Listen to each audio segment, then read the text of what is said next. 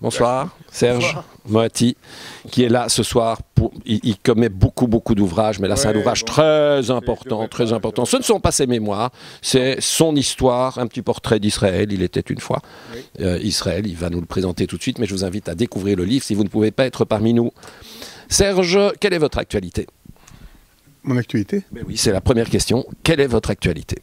Ce livre. Parce qu'il y a ce livre, et puis peut-être que vous... J'en sors un autre dans quelques mois chez Fayard, toujours, qui est mon éditeur, qui est un truc plus autobiographique, plus perso. Enfin, perso, je ne parle pas d'un pays, je parle d'un pays qui est le mien, enfin qui est moi, puisque je suis à la retraite de ma grosse boîte de production que j'avais.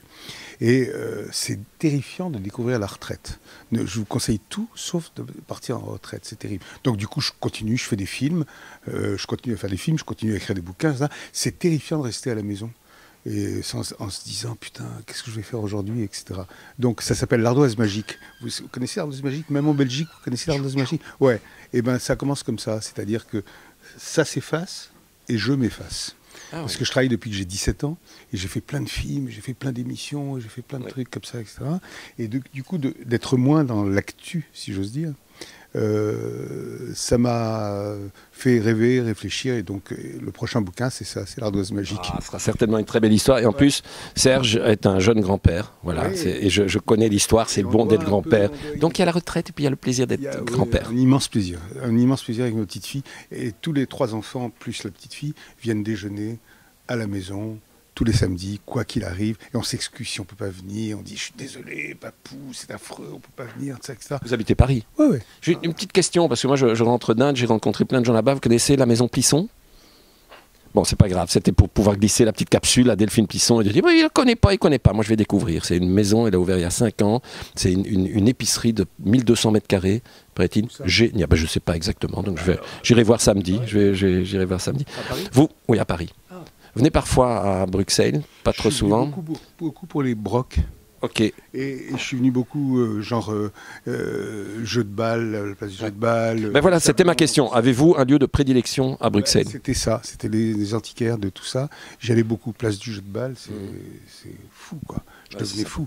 Ah ouais, on passait par Ostende avant, et puis on arrivait ici. C'est pas à côté, mais bon. Non, alors maintenant, on y va du tac au tac, et j'ai pas envie d'en oublier. Où aimez-vous aller en vacances? Chez moi, pays natal, Tunisie. Votre lecture du moment? J'en ai plein, alors là. Alors, 3 lectures du moment. J'ai relu hâtivement, à la fois Flaubert et... Non, mais vraiment, et Freud. Ça a l'air bizarre, hein? Non? Pas bizarre? Non. Bon. Et pour le bouquin, là, il était une fois en Israël, j'ai relu des passages de la Bible, l'Ancien Testament. Ouais. Parenthèse, je ne sais pas si c'est votre ami ou pas, vous avez parcouru ou lu l'autobiographie de Marie Calter? Non, je l'ai reçu, mais... Très intéressant, oui, vraiment. C'est un type formidable, mais je peux rien en dire de pertinent, alors que j'adore parler d'une assez pertinente. Mais donc là, c'est du tac au tac. On ne le fait pas à la tunisienne, on le fait à la bruxelloise. Je pose une question, un mot. Un hobby? Ça peut être Joker.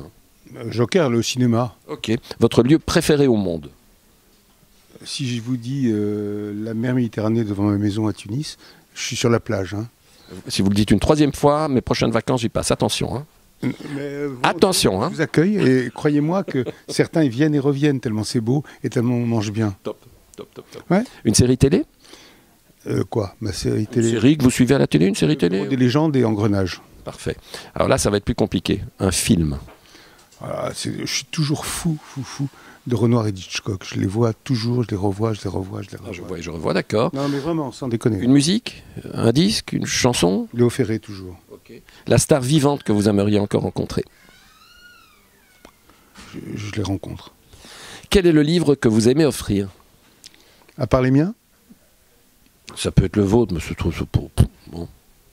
Flaubert, Freud... Emmanuel Bove. Est-ce que vous connaissez Emmanuel Bove? Oui. J'ai eu une passion pour cet homme. J'ai fait un film d'après lui, Le Piège, avec André Dussolier, qui avait eu beaucoup de succès à l'époque sur France 2. Et pour moi, c'est un type fascinant dans la peinture des gens moyens, un peu comme ça, un peu grisouilles, comme ça, etc., qui deviennent parfois des héros, comme ça, malgré eux. Enfin, c'est vraiment... Il y a de l'art d'adapter le livre aussi. Hein. Ouais. Alors là, je crois que je connais la réponse. Hein. Quel est votre plat préféré? Le couscous. C'est dingue, hein? Il savait. C'est dingue. C'est fou, on ne s'est pas consulté. Attention, le couscous tunisien.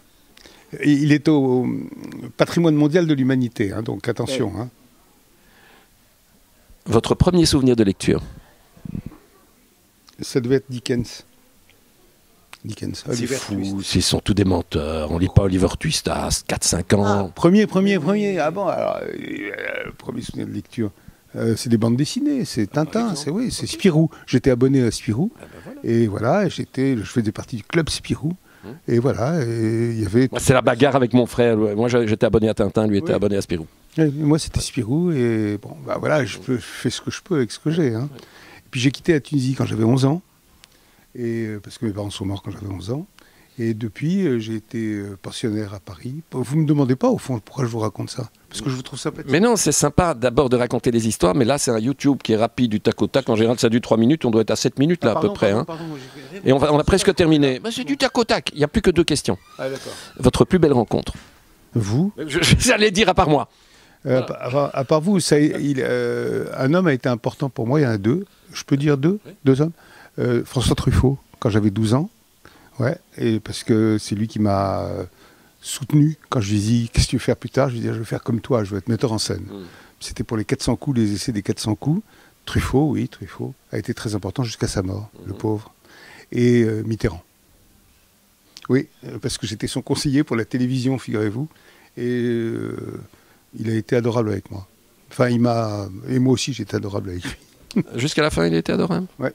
Ah ben, bravo et chapeau. Nous terminons. Il faut regarder l'objectif. Si vous deviez donner un conseil aux jeunes aujourd'hui, quel est-il? S'acharner.